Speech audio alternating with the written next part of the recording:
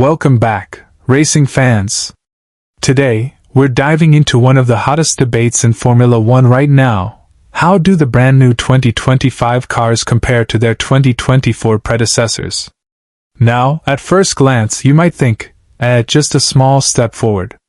But trust me, when you peel back the layers, the differences are fascinating, and in some cases, they could completely reshape how races unfold this season. And here's a little thought for you. Imagine being a team principal right now. You've got engineers telling you, this tiny tweak will save you 0.3 a lap. But also, the new rules might wipe that out entirely. Pressure? Oh yeah? So, let's break this down together. And as always, I want to hear from you in the comments. Do you think 2025's changes make F1 better or just more complicated? Section 1. Minimum weight and driver balance. One of the first changes you'll notice is the minimum weight increase. In 2024, the minimum was 798 kilograms, with a driver minimum of 80 kilograms. In 2025, it bumps up slightly to 800 kilograms, with the driver minimum now 82 kilograms. Now, 2 kilos might not sound like much. That's basically the weight of a helmet and a couple of bananas. But in Formula One, that can literally be the difference between qualifying on pole or lining up third. Why? Because weight distribution is everything. Teams spend millions trying to shave off grams with exotic materials, like titanium bolts or carbon fiber suspension arms, just to get that perfect balance. Here's a fun fact. Back in the early 2010s, there were real debates about whether lighter drivers had an unfair advantage. Some drivers even joked about starving themselves before a race weekend just to make weight. That's how critical it is. So, with this increase, it kind of levels the playing field for bigger drivers. But here's my question to you. Should F1 really be balancing rules to make life easier for heavier drivers? Or is part of the sport embracing natural differences? Section 2. Driver cooling systems. Racing in the heat. Let's talk about something that doesn't get enough attention. Driver survival in extreme heat. The FIA has now introduced mandatory driver cooling systems for what they call heat hazard races. That's when track temps go above roughly 31 degrees Celsius. So, drivers might wear cooling vests or fluid-based systems that circulate chilled water through tubes in their suits. When active, the car's weight goes up by 5 kilograms. Why the change? Simple: safety. Remember last year's Qatar Grand Prix in 2023? Drivers were collapsing, vomiting in their helmets, some even passed out after getting out of the car. Esteban Ocon admitted he threw up mid-race and just kept going. That's how brutal it was. Now, imagine pushing your body to the limit at 300 kilometers per hour in a cockpit hotter than 55 degrees Celsius. Your heart rate is spiking, your vision's going blurry, and you're still trying to hit braking zones with millisecond precision. That's not racing anymore, that's torture. So, in 2025, we're going to see how these cooling systems change the dynamic. Will some drivers manage the heat better and gain an edge? Or will everyone be more evenly matched now that overheating isn't as much of a factor? Let me know what you think. Does this make F1 safer, or is it sanitizing the challenge too much? Section 3. DRS and Aeroflex rules. Next up, let's talk aerodynamics, aka the black magic of Formula One. In 2025, DRS slot gaps are now tightly controlled, 9.4 to 13 millimeters closed, with opens still capped around 85 millimeters. Teams can no longer sneak in mini DRS setups, only 2 legal positions, open or closed.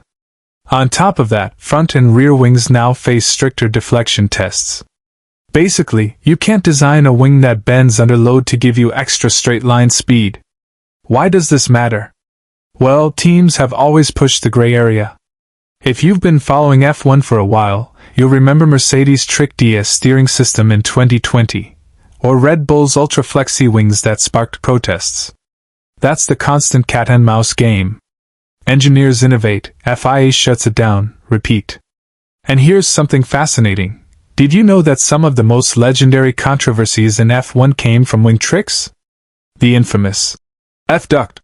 in 2010, or Ferrari's FlexiFloor rumors in 2023. So, in 2025, we're watching a crackdown. But it begs the question, are these stricter rules killing innovation, or just making sure the playing field stays fair?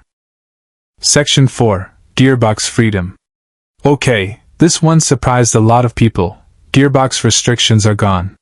For years, teams had to limit gearbox changes. Go over the limit, and boom, grid penalties. And nothing frustrates fans more than seeing their favorite driver starting P15 just because a gearbox bolt snapped. Now, in 2025, teams can swap gearboxes freely. This could mean two things. We might see teams pushing for more aggressive gearbox designs to extract performance, since they're not punished for failures. But also, the FIA clearly thinks reliability is strong enough now that restrictions aren't necessary. It makes you wonder, will we see a return of radical gearbox experiments, like the double-clutch designs that never made it past the drawing board? Section 5. Sporting changes, points, rookies, testing. Now let's move off the car itself and into the sporting side. Fastest lap point gone. Since 2019, drivers could earn an extra point for fastest lap. Not anymore. The FIA scrapped it in 2025. Some fans loved it. It spiced up the end of races. Others said it was a gimmick. What about you? Do you think we should bring it back? More rookie opportunities. Teams must now run rookies twice per car in FP1, so that's 4 rookie outings per season. That's huge for young drivers waiting in the wings. Think Ollie Bearman, Felipe Drugovich, Liam Lawson. Who knows, maybe we'll see the next Verstappen get his shot early. Testing restrictions. Teams can still test with older cars, but race drivers are capped at 1,000 kilometers across 4 days. Only one older car allowed. Why? Because teams like Mercedes or Red Bull with massive budgets could test endlessly and leave others in the dust. This keeps things tighter. This part always divides fans. Some say, less testing means better racing. Others argue, if you can afford it, why not test? Section 6. Weekend format and penalties. Race weekends also look a little different in 2025. Sprint qualifying is now on Friday, sprint race Saturday morning, and main qualifying Saturday afternoon. Love it or hate it, this double qualifying system is here to stay. DRS activates after 1 lap instead of 2 after race restarts. More overtaking action, sooner. Stronger penalties. Off-track overtakes equals 10s now, not 5s. No more cheeky shortcuts without serious consequences. Better jump-start detection with new sensors and cameras. So don't expect any sneaky Alonso reaction starts, slipping by unnoticed. And here's something to think about. Is F1 overregulating these weekends? Or is it just adapting to modern fans who demand non-stop action? Section 7. Ferrari's 2025 SF25 versus 2024 SF24, 26:00, 30:00. Finally, let's look at the cars themselves, specifically Ferrari. Ferrari claims their 2025 SF25 is 99% new. That's not an upgrade, that's a revolution. Front suspension, from pushrod to pull rod, like Red Bull's setup. Improves airflow and makes the front end sharper. Side pods and cooling, enlarged radiator inlets, deeper bathtub channels, no more shark fin. The car looks sleeker, but more aggressive. Wings new. W-shaped. Rear wing main plane. Boxier nose. Front wing tweaks for better airflow. And here's the kicker. Lewis Hamilton is about to jump into this car in his debut Ferrari season. Talk about storylines colliding. Ferrari's radical new machine plus the most successful driver in history.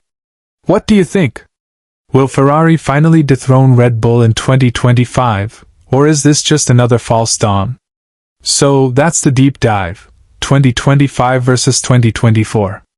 More weight, safer drivers, stricter wings, freer gearboxes, new weekend formats, and Ferrari going all in on a redesign. Some changes are subtle, others massive, but together, they could define the entire season. Now it's your turn. Which change excites you the most? Do you think Ferrari's gamble will pay off? And should F1 bring back the fastest lap point, or was it just fluff? Drop your thoughts below. I'll be reading every single one. And don't forget to subscribe if you want more deep dives into the world of Formula 1. Because if 2024 was exciting, 2025 is shaping up to be absolutely wild.